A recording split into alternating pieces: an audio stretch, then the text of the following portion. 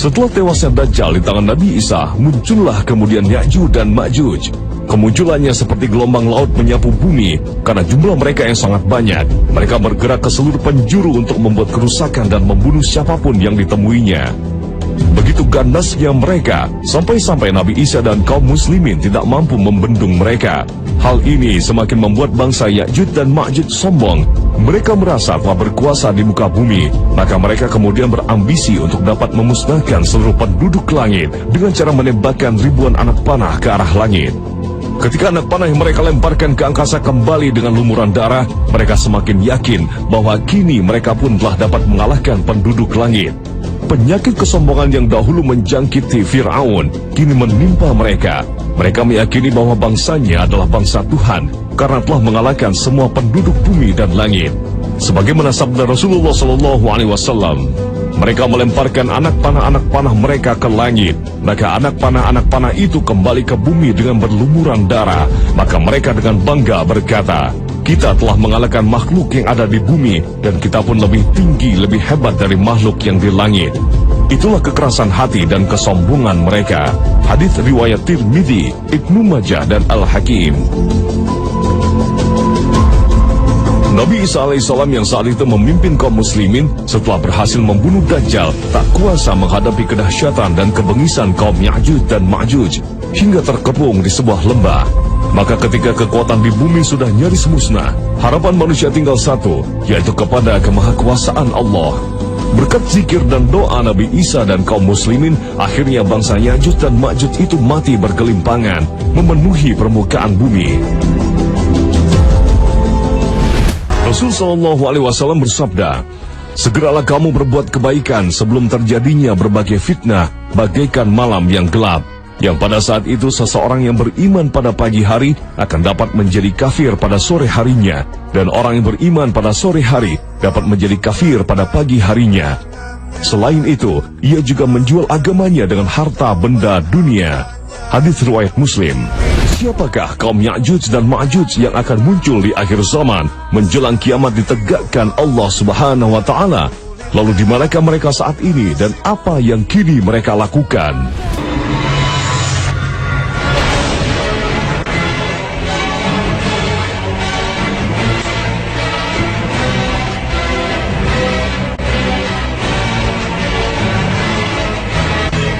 Siapakah Ya'juj dan Ma'juj yang akan keluar di hari kiamat besar?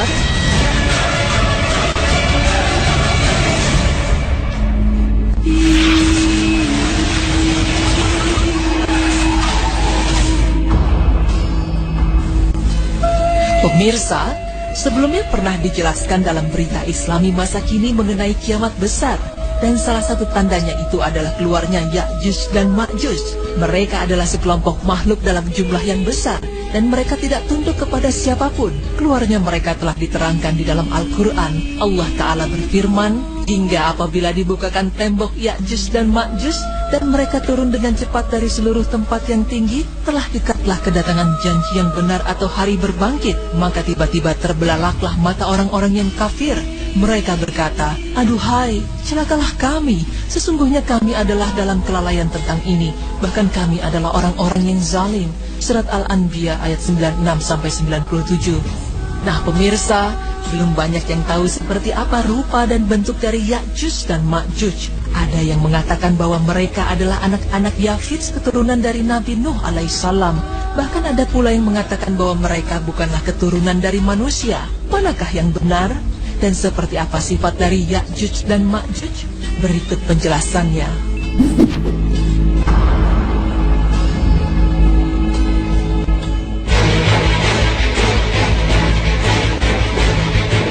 Sosok dari makhluk ini ternyata dari jenis manusia dan keturunan dari Adam alaihissalam. Tidak seperti yang digambarkan oleh sebagian orang bahwa mereka bukanlah dari keturunan manusia. Hanya saja mereka memiliki sifat yang merusak dan memiliki perangai yang telah Allah Subhanahu wa Ta'ala takdirkan kepada mereka, dan tidak seperti pada manusia umumnya. Firman Allah Subhanahu wa Ta'ala yang artinya, wahai Zulkarnain, sesungguhnya Ya'juj wa Ma'juj merusak di muka bumi. Kami akan siapkan imbalan yang besar agar kiranya engkau membuatkan benteng antara kami dengan mereka. Surat Al-Kahfi ayat 94. Ya'juj dan Ma'juj ini muncul dalam jumlah yang sangat besar dan juga mereka adalah termasuk dari salah satu calon penghuni neraka. Dari Abu Sa'id Al-Khudri radhiyallahu anhu bahwa Nabi sallallahu alaihi wasallam bersabda, Allah Subhanahu wa taala berfirman, mereka dari setiap 1000 orang 999 orang, maka ketika itu anak kecil menjadi beruban, setiap yang hamil melahirkan apa yang dikandungnya, dan kamu lihat orang-orang seakan-akan mabuk padahal mereka tidak mabuk, tetapi karena azab Allah Subhanahu wa taala yang sangat keras. Kemudian para sahabat bertanya, siapa yang satu itu wahai Rasulullah? Rasulullah menjawab, bergembiralah sesungguhnya penghuni neraka itu dari kalian satu dan dari Ya'juj wa Ma'juj 1000. Hadis riwayat Al-Bukhari dengan Fathul Bari juz 6 halaman 382 sahih. Pemirsa, walaupun mereka keturunan dari Adam dan sama seperti dari jenis manusia, tapi sifat Ya'juj dan Ma'juj berbeda dengan manusia biasa. Mereka memiliki sifat yang khas dan ciri utama mereka adalah perusak. Dengan jumlah mereka yang sangat besar, mereka dapat merusak apapun, bahkan ketika mereka turun dari gunung seakan-akan seperti air bah yang mengalir. Ya'juj dan Ma'juj ini tidak pandai berbicara dan tidak fasih. Ciri fisik dari mereka yaitu memiliki mata yang kecil atau sipit. Selain itu hidungnya kecil dan mukanya lebar, serta merah warna kulitnya seakan-akan wajahnya seperti perisai. Disebutkan dalam riwayat Al-Imam Ahmad rahimahullah, Rasulullah sallallahu alaihi wasallam berkhutbah dalam keadaan jarinya tersengat kala jengking. Beliau bersabda, kalian mengatakan tidak ada musuh, padahal sesungguhnya kalian akan terus memerangi musuh sampai datangnya Ya'juj wa Ma'juj. Lebar mukanya, kecil atau sipit matanya, dan ada warna putih di rambut atas. Mereka mengalir dari tempat-tempat yang tinggi, seakan-akan wajah-wajah mereka seperti perisai. Hadis riwayat Ahmad.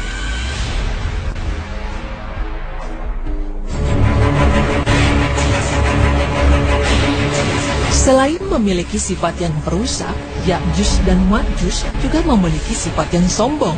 Jika ia keluar pun, maka ia akan merusak apa yang telah ia lewati. Tidak ada satupun yang tak dirusaknya.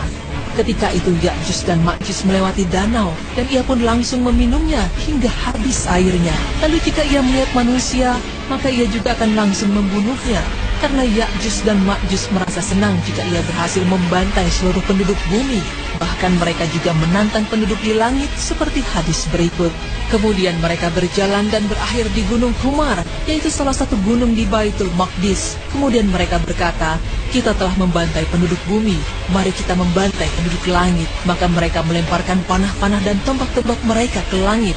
Maka Allah Subhanahu wa taala kembalikan panah dan tombak-tombak mereka dalam keadaan berlumuran darah. Hadis riwayat Muslim dalam kitab Al-Fitan wa Asyaratus Sa'ah. Pemirsa, menurut kabar yang terdengar, Ya'juj dan Ma'juj sudah keluar di zaman sekarang. Ada yang mengatakan kalau ia muncul di negara Cina.